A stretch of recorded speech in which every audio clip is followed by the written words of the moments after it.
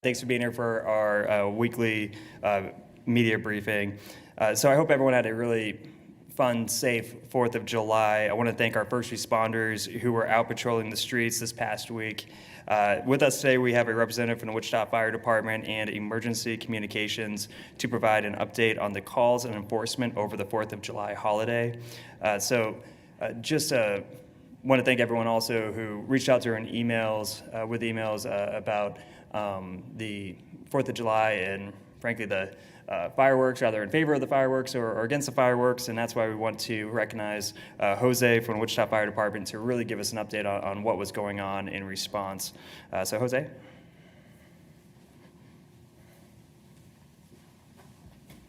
Thank you, Mayor Whipple. Jose O'Cady, Wichita Fire Department Battalion Chief. Each 4th of July season, the Wichita Fire Department likes to focus on educating and outreaching to increase fire safety on fireworks.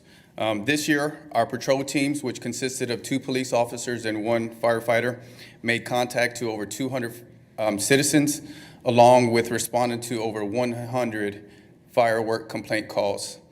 During that time, we also issued 8 citations this year. The safety of our community remains our #1 focus and priority, and many of our crews noticed an increase of buckets outside of their driveways and along the curb, hearing the public service announcement on proper disposal of fireworks. We did have 3 incidents related to fireworks, and those incidents were house fires. 2 of them were the results of shooting fireworks, and 1 was the cause of improper disposal inside of a garage. Crews monitored fireworks throughout the season. As many of you know, illegal fireworks are sold outside of the city, and while we issue citations, when individuals are caught lighting illegal fireworks, it is often difficult to catch them in the act and enforce. We know everyone wants to enjoy the holiday, and so as we do try to focus on education over citation. With that, I would pass it over the Director of Emergency Communications to discuss non-emergent calls. Thank you.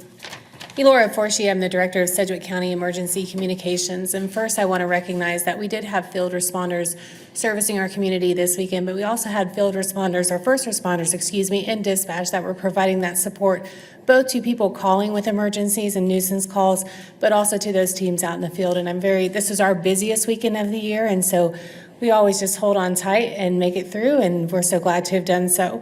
I'm very proud of the team at 911 and the work they do. We had our non-emergency line activated again this year. If you guys can remember, we do that every 4th of July season, and then also on New Year's Eve. We utilized that line a lot this year. We had 1,224 calls that came into that line over the 4th of July holiday, and that was from July 1st through July 5th. Every day it was active from 6 p.m. to 3 a.m. Every year we've seen a slight increase in usage of that line, and we're very thankful for the community response in knowing that those nuisance calls should go through that non-emergency line versus the 911 line. So last year in comparison, we had 1,184 calls on that non-emergency line, and it was over a same 5-day period. So again, we're really thankful for the community and recognizing that those 911 lines need to be reserved for true emergencies. We see more emergency calls and non-emergency calls this time of year than any other time of year. So on July 4th, for example, we had 1,805 emergency calls that came in on 911 lines. In comparison, day to day, we have between 12 and 1,400 calls that come in, and so especially in the summertime when it's busier. So that's an uptick both on non-emergency calls and emergency calls that come into our center. So it's a very busy time of year. We're always thankful that people are able to call and get through to 911 when they need emergency services, and that they use that non-emergency line for those nuisance calls. Thank you. All right, well, we thank both of you for all the work that you've done over the 4th of July holiday and the days between there. Also, thank you to the folks who celebrated 4th of July with fireworks and were able to do so without incident and did so responsibly. So next we're going to talk about the United We. So I want to invite the community to join United We. That's the United Women's Empowerment, to come out to a town hall from 11:30 a.m. to 1 p.m. on July 14th at the Radican Student Center at Wichita State University to share ideas and listen to initiatives aimed at identifying and breaking down barriers for women in the workplace and board memberships. Sessions are free, open to the public, and include moderated breakout sessions led by community leaders. United We is providing complimentary professional childcare for ages 0+, catered lunch, and a $10 gift certificate in appreciation of participants' feedback and time. So go to the united-we.org, so united-we.org to attend or register to attend. I also just want to thank the United We for all the work they do with local government and municipalities to ensure that we are modernizing our policies so we can get more folks to the table who traditionally haven't been at the table. Last thing we'll talk about is the lawn care rebate. So on Tuesday, the City Council and I approved a new program to provide a $50 rebate for new non-combustion lawn equipment when residents also recycle their old equipment. The initiative is part of our work to support air quality in Wichita and to encourage residents to reduce harmful lawn-related emissions by using cleaner electric, battery-operated, and self-propelled lawn equipment. We do want to emphasize that this is a recycling program as well. So old gas or diesel lawn care equipment is a key component to the rebate. We have full details on eligible items as well as the application on wichita.com/clean and green. But again, this is to qualify for the rebate, you will have to turn in an old gas device, and then you would qualify for the $50 rebate. And I believe it's retroactive back to April, if the information is correct on the website. So if you're someone who recently bought or upgraded to a electrical device, and you still have your old gas device that you're not using anymore, if you're within the time frame, then you can still likely participate in this rebate program. So with that, we will open up to questions. How long will the rebate program be in place? Is that indefinite? It's until we run out of funds, to be honest. So it's tough to put a date on it, but I believe, Megan, do you have the amount of funds off the top of your head? 10,000. It's what? 10,000. So it's $10,000 allocated towards this. And I'll just also put a plug in for our Veterans Ride Free program, which was also extended during the last council meeting. And one of the reasons why I'm talking about this and comparing it is that was a pilot program that had $10,000 put towards it.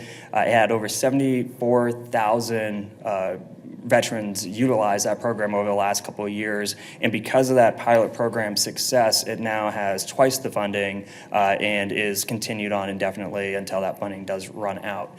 So this program is new. It's a pilot program, and if it is successful, it's likely that we'll try to find a way to keep it going opposed to stopping it. So though it is $10,000, technically, once that money is gone, whenever that is, the program will stop. However, at that point, the council will likely look towards the success of the program and see if there's a way we can extend it, because that's usually how we do business around here.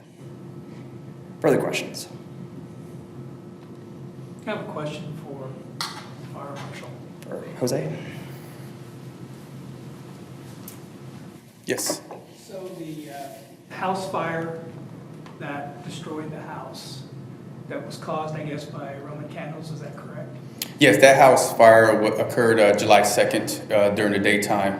Our investigators determined that there were some neighborhood kids shooting illegal fireworks, which were specifically Roman candles, which are illegal within the city of Wichita because they are labeled shooting flaming balls.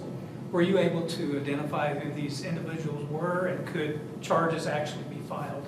I'm not sure if our fire investigators are still following up on this case. It hasn't been closed yet, so that's still, that house fire is still under investigation, and unknown if any charges will be charged to the juveniles.